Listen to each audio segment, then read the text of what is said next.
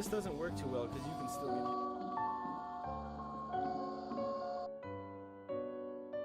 Back in the early 2010s, Call of Duty was the thing to play. My first real exposure to Call of Duty was Modern Warfare 2. Playing multiplayer, trying my hardest to get nukes, I got 5 by the way, and just having a good time while being called for all forms of profanity. What else you want me to talk? Riot Shield! I'm a pussy that use Riot Shield! Also at that time was me spending a ton of time on YouTube.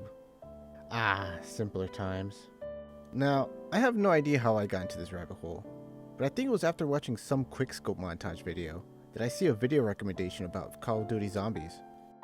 I really like zombies as a concept, so Call of Duty plus zombies was an amazing combination, like chocolate and peanut butter, or bacon and eggs, or ammonia and bleach. But then I delved deeper into the game mode, learning about the Easter eggs and how it all connects into a story. I kinda became obsessed with this game mode I've never played. I tried to find any new video revealing more of that story, especially if they were just some crockpot theory video. A website called GK Nova 6 also appeared before the release of Black Ops 1 that started giving hints to the new zombie mode. Don't go there now, it's been bought up by a different company. I was deep in this rabbit hole. After many pleas to my parents, making sure all my grades were good in school, I was able to pre-order the game. The Hardened Edition even.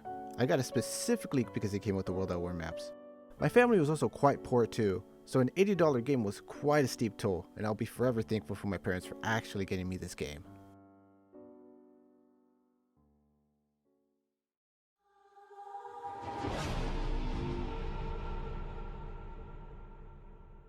I honestly do not remember that day of school, except for one thing, that it was the longest day of my life. I was checking the clock every hour, only to see that 5 minutes had passed. I was not focusing at school at all. Until finally, the day ended. It was the fastest walk home from school I ever did. I got home, my dad took me to GameStop, showed the employee the receipt that was already half worn out since I just kept looking at it daily. Got the game. Here it is. Got home, and I booted up the game.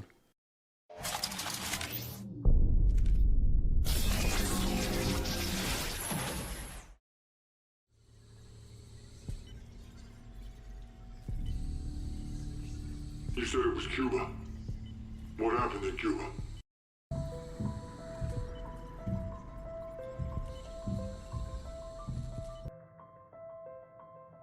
The first map I ever played is, of course, good old classic Kino Der Toten. To be honest, I am shocked at how much this game clicked with me. I'm not sure if I just gaslit myself to enjoy as much as I did because disappointment was not an option, but this game would just hit every level to fry my dopamine receptor. It was one of those rare occasions where the hype was delivered for me. I still remember that first boot up, the opening radio with Richtofen explaining what happened after the events of Derice, really setting the tone, and also that this is a continuation of that story from World at War. Loading in and grabbing the Olympia. I would like to apologize for my transgression. At that time, I was not aware of the inferiority of the Olympia versus the M14. However, I am very sad to report that I have made a second offense. I also opened the left hallway. I have learned my lesson, and I am a better man now. I have found the true path. Overall, I'd say this is a perfect map for a first-time player. Not many tight corridors, but plenty of open areas to train zombies. Training zombies means to group them up, or kite them. But don't look up what we used to call it at the time. The map size is decently sized, so if a player is down from the other side of the map, it's possible to run to them to revive them. As you can tell, I have no friends to play with to give this example. The map was essentially Derice 2.0, a World War II German location. I think I get in trouble for saying the actual group name. The return of the 4 characters from the 2 previous maps, Dempsey the American Marine, Nikolai the drunken Russian, Takeo the honor-bound Japanese soldier, and Richtofen the mad German scientist. The 4 perks return again from World at War, Juggernog that increases how many hits you take from the zombies, Speed Cola which increases reload speed, Double Tap that increases fire rate, and Quick Revive that lets you revive teammates faster. In World at War, it was kind of a useless perk if you were solo, so Troyer actually updated in Black Ops. Now, if you're playing solo and get killed by zombies, you actually just go down. After a couple seconds, you just get back up, but you do lose all your perks. You also only get to drink it 3 times. After the 3rd time, it just disappears for the rest of the match. All World at War maps have the ray gun, and pretty much every map going forward since Noct has it. Shinonuma and Derice introduced the Wunderwaffe DG2, which the community then going forward proceeded to call these special weapons Wonder Weapons. going by the Wonderwaff name. And in this map we were introduced to a brand new wonder weapon, the Thunder Gun. A very powerful weapon that pushes all the zombies away, killing them instantly. It's up there as one of the best weapons in all of zombies, and a fan favorite for many. You also get Pack-a-Punch back, a way to upgrade weapons for the price of 5,000 points, which you access from connecting the 2 teleporters and then teleporting into the room for 30 seconds. It's a nice breather, and you could also chuck grenades at the zombies. That's the best part. After every couple of rounds, Hellhounds will spawn, and right when you kill the last one, you gain a max ammo. Also, never open this door. Ever. Getting the Olympia and going left pale in comparison if you open this door. It's open in this recording. But that's because I was too lazy to start an entire new game going to the correct path. Sorry. The game was pretty much the same as World at War, with the biggest difference being the Black Ops 1 Cold War era weapons, and you can dolphin dive. What a really useful ability in zombies. I mentioned a story in the beginning of the video. For people unfamiliar with COD Zombies, there is an extensive amount of story in this mode. So I think now is a perfect time to give you a very short and quick synopsis of the story of one before Black Ops 1 came out. A scientist named Ludwig Maxis finds a deposit of material called Element 115 and then creates a science research group called Group 935. He then recruits Richtofen, who is actually secretly working for the Illuminati. Then, the group invents teleportation and discovered that it reanimates the dead. Richtofen also developed the Wonderwaff DG2, which was introduced in Shinonuma. The Illuminati then gave Richtofen instructions to kill Dr. Maxis. During some of the testings of the teleporter, they decided to do a test on a pregnant dog named Fluffy, whose owner was Dr. Maxis' daughter. After it being teleported, it returned completely different. At this time, Samantha came in running in towards her dog, Maxis following her in. Richtofen, seeing an opportunity, closes them in and teleports them away. What happened after they teleported was a big question left to players after Deriz. But it did give some answers as to who was controlling the zombies and why the game played almost like a children's game. And finding out that Samantha has a huge vendetta against Richtofen. Which leads us to Kino Der Toten. We travel in time after a malfunction with the DG2, and Sam is still following Richtofen. Crazy to think that the story was kind of made up because some people pointed out that the zombies sometimes sound like they were screaming Sam. Sam! And the dots just connected with the teddy bear and the little girl laugh by Treyarch. This was all the information we got from the radios in Shinonuma and Deriz. But the most interesting part about these maps were these Easter egg songs. They first appeared in Varuk, with each subsequent map having one as well. All of them giving hints to the story that they were slowly developing. Composed by the incredible Kevin Sherwood and sung by the also incredible Elena Sigmund, who had no experience prior to singing metal. And thankfully they continued the trend in Kino, releasing the song 115. Not only up there as one of the best COD Zombie songs to be released, but also up there for me for songs in general. I listened to this song on repeat for weeks. Even now I can still listen to it in its entirety. Kino itself was going to be a World at War DLC map until deciding to postpone it so it wouldn't release so close to Modern Warfare 2. So it was pushed back until Black Ops. And you can kind of tell it's a World at War map with some additions with the extra time. Pretty good opening map for zombies, I'd say. But Kino wasn't the only map to be out on release.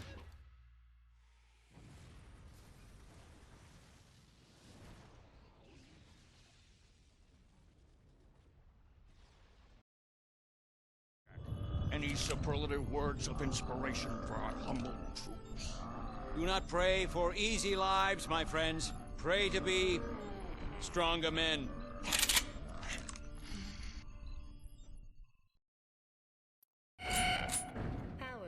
This is by far the dumbest and greatest idea ever. Being able to play as JFK, Nixon, McNamara, and Castro? It's so silly.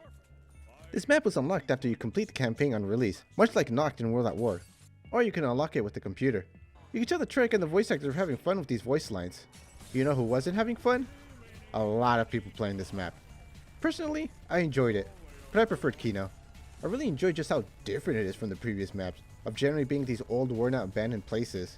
Compared to this, where we're inside the Pentagon, which looks like it was only recently evacuated and overrun. That 60s aesthetic really pops in the starter room. Then the second floor with the war room, and the last floor being a creepy laboratory, with an oinky pig. It has it all. The map was far narrow, with barely any space to train. The teleporting system was RNG, which could take you in a loop for a while. And 2 elevators making the map be sandwiched vertically, and stressful if you're backed into a corner, and you have to call the elevator. I also only recently found out you could jump through the windows. Why did I only just find that out? The Pack-a-Punch room was accessed through pulling all the levers to activate DEFCON 5 in the war room, which then all teleporters would teleport you to the Pack-a-Punch room, which is also where the cutscene took place. Why didn't they just stay in the room with all those guns? The strat was to activate 3 switches, and then leave one on the bottom floor unswitched, since the top floor ones were a death trap. Some people prefer the one by Juggernaut, but I prefer the one right by the elevator.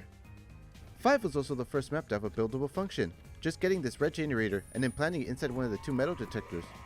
Wasn't much of a pivotal choice, and one is better than the other. But it was cool, and they would expand on this idea a bit in later maps, but especially in Black Ops 2. Kino after a couple rounds had the dog run and max ammo, but in 5, they had some dude run around and steer your gun, later being dubbed the Pentagon Thief. If you fail to kill the guy, he'd just drop a max ammo, leaving you with one less gun until you hit the box to get another. Killing him after getting your gun stolen would grant you your gun back, a max ammo, and a fire sale. Oh, I forgot to explain power-ups. Some are self-explanatory, and they randomly drop from zombies after killing them, like insta-kill or double points, which only last for 30 seconds. Then there's max ammo, which replenishes your ammo for all your weapons. Carpenter, which rebuilds all barriers giving you 200 points. Nuke, which kills all zombies giving you 400 points, which double points can apply to both of them. Fire Cell, which spawns all mystery boxes for a short period of time, and makes hitting them only be 10 points. And Death Machine, which spawns in a minigun to use for a short period of time that has unlimited ammo. Usually the strat is to let him steal your weaker gun and killing him with your stronger weapon. Not a great special run in my opinion, but it's different. However, if you manage to kill him before he steals your weapon, then you get a bonfire cell, which discounts the price for Pack-a-Punch, as you can see in this footage. Huh? The way they released the game with these 2 initial maps was honestly perfect. Kino as this easy new player friendly map was one of the best wonder weapons in the game, versus 5, which is a far harder map and is a challenge for more experienced players. The cherry on top is that it has one of the worst wonder weapons ever, the Winter's Howl. Garbage ice weapon, whose damage falls off real quick. If you wonder why I only have this clip of the Winter's Howl, it's because after killing the scientist, I regained my stolen weapon, replacing my Winter's Howl. But I did not want to hit the box to get it back. It's that bad. Also, this map had a licensed Eminem song that had nothing to do with this game mode, so I'm going to skip that. I'm also not going to talk about Dead Ops Arcade. It's a cool game mode, but very different to the normal Zombies game mode. I also don't have much experience on it. AKA, I suck at it. There was a new addition to the 2 maps added too. In general, to see where the box was, just stare into the sky and look for the light beam.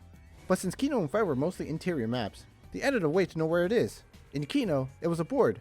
In 5, it was a TV showing the footage of the box, showing that the team was still innovating the mode in small ways.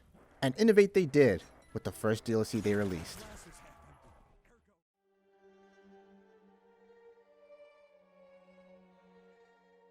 The first DLC named First Strike released, and included the first DLC map Ascension. For only Xbox! Microsoft made a deal with Activision to release DLC maps first on Xbox for a month, and it broke my heart. I was a PlayStation guy, so seeing all these people online playing through the map was excruciating. Especially seeing all the ways they changed it up, or the new additions. So after a month had finally passed, I got the DLC.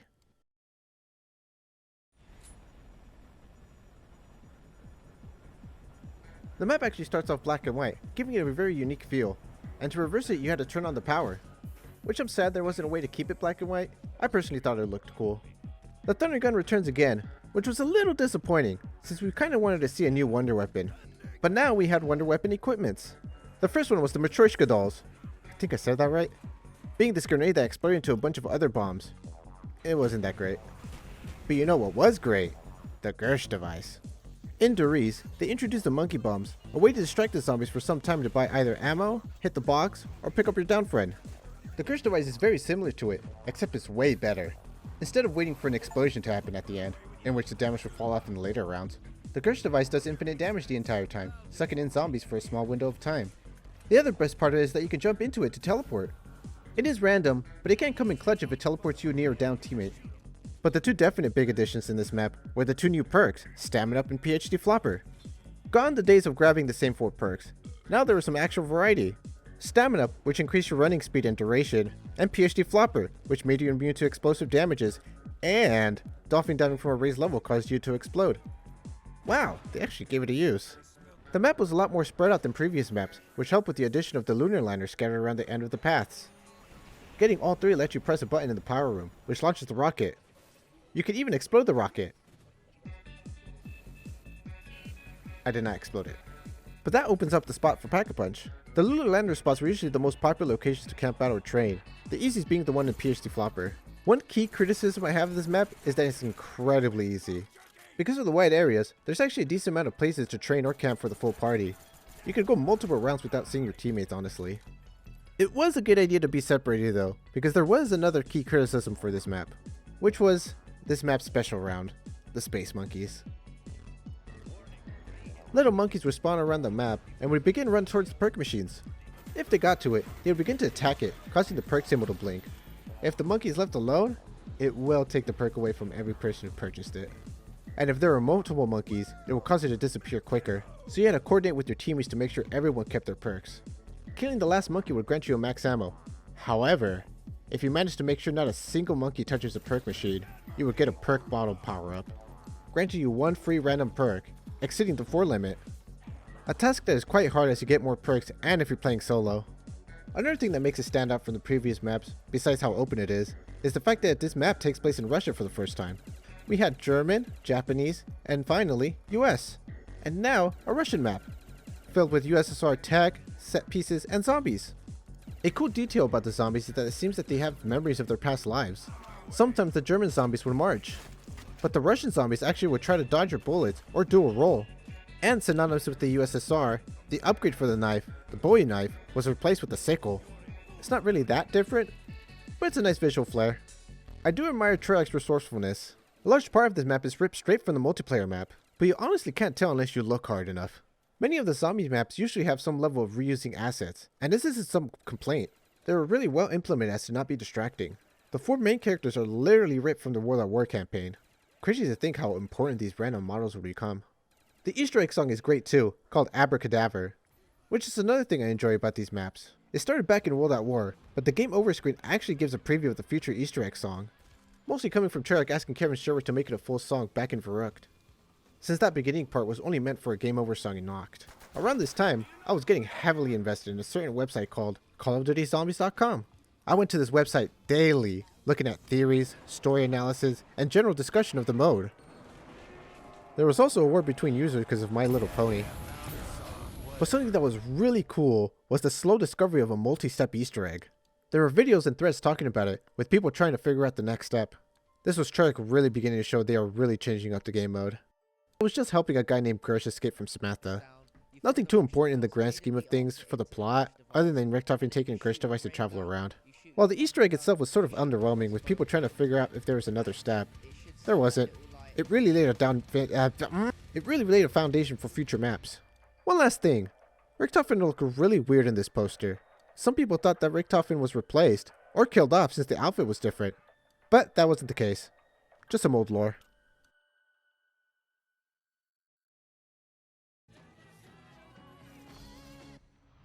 Continuing the momentum they had, they released the next DLC map pack, Escalation, with the second DLC zombie map in the pack, Call of the Dead.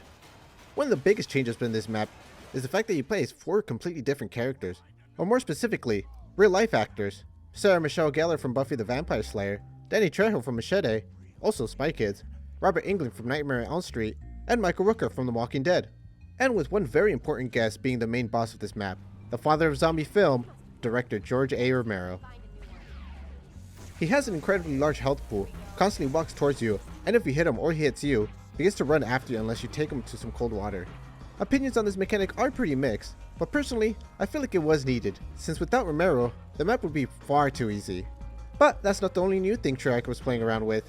They added a jump pad, which will get expanded on later, zipline to take you to some different locations a little quicker, and pack-a-punch appearing for a bit was RNG, since it was timed, and the lighthouse would show where it is, which kind of sucked if you wanted pack-a-punch.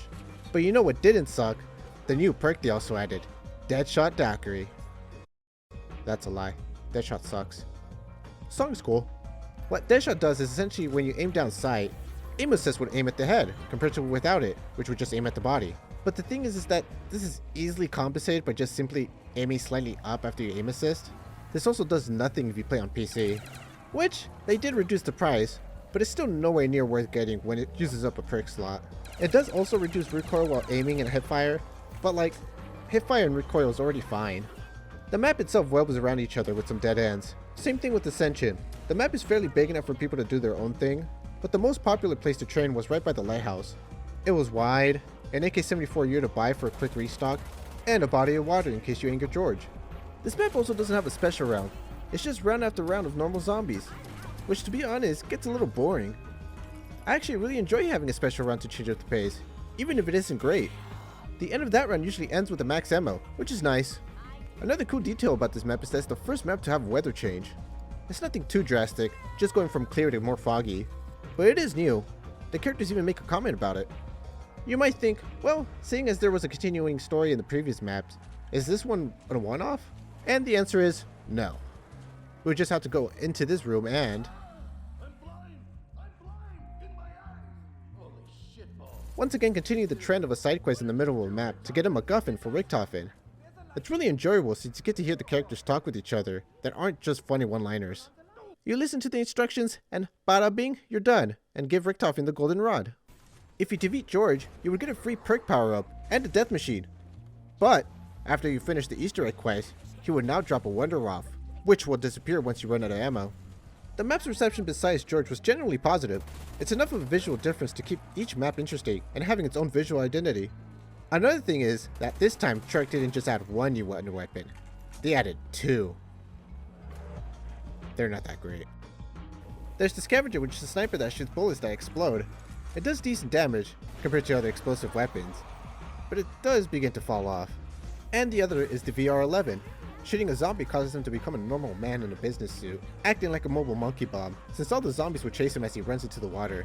Genuinely, one of my favorite weapon designs, but it's just not that great. You could also use the VR-11 to calm George down for a couple seconds. It can only hit one zombie at a time, and this also applies to the Scavenger. It doesn't have a lot of ammo. One last noteworthy thing about this map, and that's the Easter egg song. As I said before, the music was composed by Kevin Sherwood and sung by Elena Sigmund in the perspective of Samantha.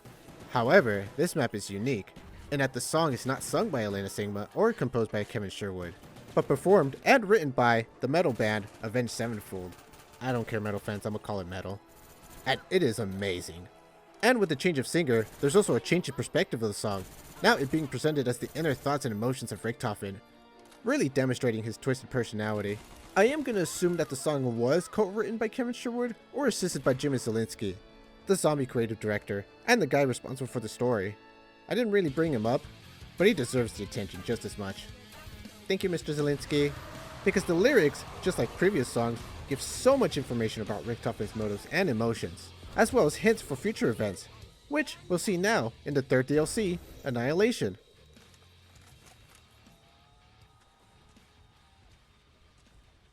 The coolest thing? Some of that crazy shit happened right here.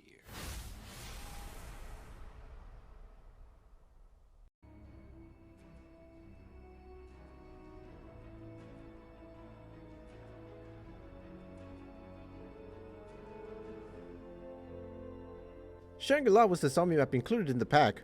Returning now was our 4 misfits of a crew. While many of the maps were highly regarded with some key criticisms, this one had some split reviews. Just like 5, the map was really hard.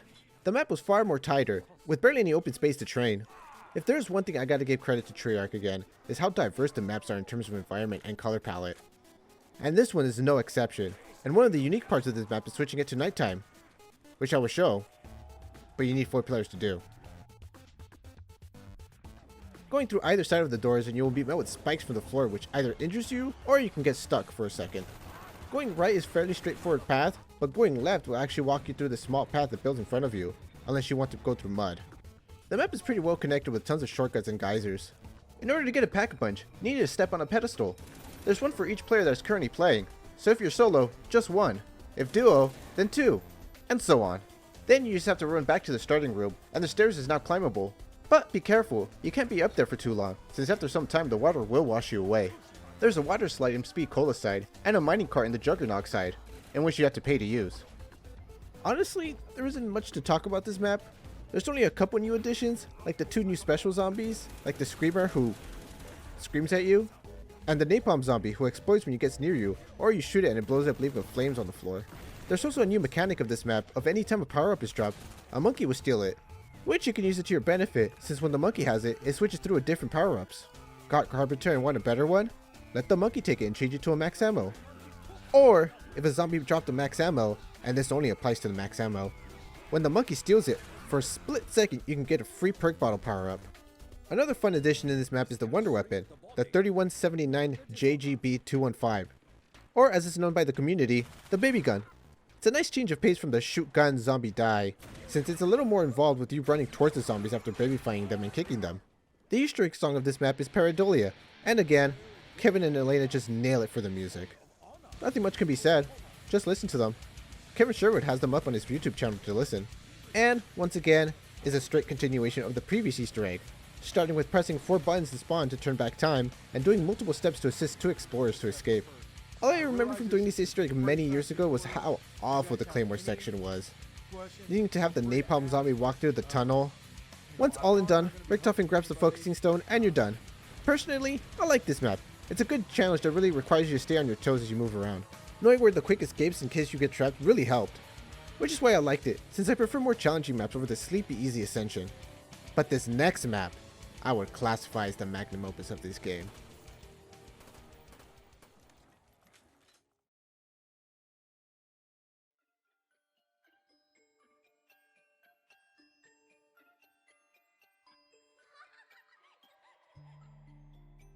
In a very shocking but good turn of events, Black Ops 1 actually broke a mold with something. Usually they only had 3 DLC packs like they did with Without War and Modern Warfare 2, but we actually got a 4th DLC. This one focused purely on zombies, called Resurrection. The map pack contained maps from Without War, which were originally Hardened and Prestige Edition exclusives, and my personal favorite map, Moon. This map is crazy. It is the grand conclusion of the game, and Treyarch really went all out for this map. Starting out in Area 51, also called No Man's Land. But no round, a pack-a-punch behind you, speed cola or jug spawning in front of you, and an alarm blaring. Once the gate for the teleporter opens, you run in and get teleported to the map properly, and put on an astronaut suit to not suffocate in space. And of course, the map has low gravity, so you're just jumping around everywhere. But if you're really skilled, you can actually run around in No Man's Land and rack up some points to get the perk right from the get-go. And if you play really well, you can pack-a-punch your pistol. But I don't see why you'd want that. It sucks for points, can't damage you, and can damage the windows, making some areas no longer breathable without the suit and low gravity as well. So I usually restart the game until I get Jug to spawn and grab it. And like other maps, it gets the atmosphere just right. Incredibly stereo looking environments in space. Sound design has changed, you constantly hear your character breathing and the suit hissing. I love it. I do like how the helmet is just a mask from the campaign for Nova 6. Just a funny detail they probably had to do for time. Another thing that happens in the spawn room is that an enemy astronaut appears. He's essentially a George Light from Call of the Dead. He's slow moving and constantly chasing the players and has a larger health pool compared to the zombies. But the big difference, and the scariest part, is if it grabs you. It will teleport you away and take one of your perks. Another thing is that he's not too hard to kill. And the round he spawns in will have a percentage increase and remain the same percentage until he is killed and respawns stronger. It's why I usually keep them alive as long as possible, so if I do get grabbed, then it's an easy kill. What's the percentage? I don't know, I don't want to show the math. It'll also have someone from your friends list over its head, or a developer. Continuing on either of the 2 sides which connect into one path will lead you to the pyramid, also called the MTD. It is where Samantha is inside of, but we'll talk about that later. In this room is also power, and now many of the indoor locations have oxygen and normal gravity. Going to the next room will begin to spawn crawlers, but now they're worse. They teleport. Thanks, Treyarch. Going again past the pyramids leads you to another hallway that forks again into 2 paths. One leading outside and towards the big teleporter which takes you back to Area 51, and the other is the biodome. Generally, the person who has the hacker would be the one inside the biodome to train. It was the easiest spot to train too. You can have another person inside, since it is pretty big, but more than 2 people it becomes way too hectic. So the other places people would go is outside next to the teleporter, or in the pyramid room. Now you might say, why do you need air where you can just continuously have the suit on, with no negatives? Well, that's because of the trade-off for the spacesuit, the hacking device. It's another fun and optional, emphasis on the asterisk, addition to the map. It has many functions to it, like opening doors at a bargain price, but taking a while, re-rolling the mystery box, and then just straight up getting a $9.50 refund to have the weapon be pick-upable by anyone, hacking any power-up to get a max ammo, receiving points after each end of a round after a couple rounds, increasing to a maximum of 2,500 every time the round ends. But the most important one of all, preventing the excavators from destroying certain locations. After power is turned on, every couple of rounds, an announcer will alert everyone by stating that the excavator is coming in, and it will excavate either 3 locations, Tunnel 6, Tunnel 11, or the biodome. For biodome, it simply breaks the dome, turning it back to low gravity and no more air. But for Tunnel 6 and 11, it does the same as biodome, but it also blocks the path. If you're doing the Easter egg, then you're going to be praying for the excavator to come down Tunnel 6, since it gives you an important item. So how do you prevent this from happening? Well, pretty simple honestly. Just go back to the starting room, and go to the flashing green panel and hack it. You get some points as a reward, and that's it. For me, I don't mind this mechanic, since I usually use this as an excuse to jump into the giant teleporter back to Area 51 and grab the other perk and or Pack-a-Punch. Then teleport back to the starting room with the zombies being reset so they're barely spawning in, giving you time to hack. Which, now that I think of it, almost all these maps require you to do some step to have access to the Pack-a-Punch, or it isn't permanent in the map. Kino, you have to go through the teleporter, 5 with Defcons, Call of the Dead with the lighthouse, Shangri with the stepping stones, and now Moon with having to go back to Area 51. Only one that's just fully accessed after opening is Ascension, besides Doris. Weird. In typical fashion as other maps, there's also some new additions. A new wonder weapon, new special equipment, and a new perk. This is definitely number 2 for wonder weapons for me. Number 1 being Wonder Waff, called the Zap Gun, and Wave Gun. Why does it have 2 names? Well, because it has 2 forms. The first form is separate, and you do wield them. You zap zombies like the Wonder Waff, but it's only individual zombies. But with the press of a button, you can combine both weapons to create the Wave Gun. Shooting it will cause the zombies to bloat up and pop with a satisfying noise. The new special equipment is called Quantum Entanglement Device, or QED. Best way to describe it is essentially a deck of many things from D&D. Throwing it will cause random effect. It can reset the zombie round, give you a free perk, spawn a weapon that shoots in a circle, explode like a Semtex, unpack a bunch of weapon, and many more. And the last new addition is the new perk, Mule Kick. Costing 4,000 points, this perk will give you a 3rd slot for your weapons, and it seemed like Treyarch liked it so much that they added it to every single map, including the World at War maps in Black Ops. It's a pretty good perk, definitely way better than Deadshot. But with all these new things added, and a fun new map, it would not be complete without the Easter egg. And this one's a doozy. In order to do the Easter egg, you are required to have completed the Call of the Dead and Shangri-La Easter egg if you were playing as Richtofen. It was also required to play multiplayer to actually complete the Easter egg in Black Ops 1.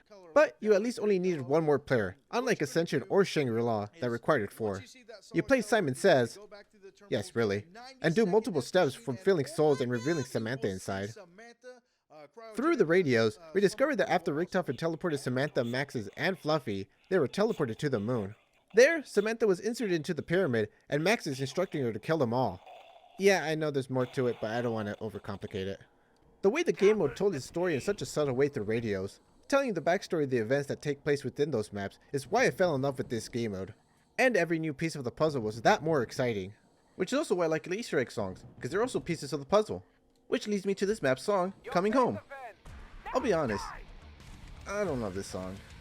After some years though, it has grown more on me, appreciating the composition here, but it does give hints to the ending of the Easter egg. So when the Easter egg continues on, you get to one of the endpoints. Richtofen switches bodies with Samantha, using the golden rod, combined with the focusing stone. The zombie's eyes change from the orange glow to a blue glow, and Samantha is now in Richtofen's body. You would think, oh, well, this must be the end since I just got the achievement. Until Dr. Maxis begins talking to you and giving you additional instructions, all of it culminating to an explosive conclusion to this Easter egg, launching 3 rockets towards Earth, decimating the entire planet. This was to weaken Richtofen, which would take a video of its own to explain, so just take it at face value. And with the Earth destroyed, the Easter egg finishes. Everyone gets all perks, a trophy/achievement, and a satisfying conclusion to this part of the zombie story.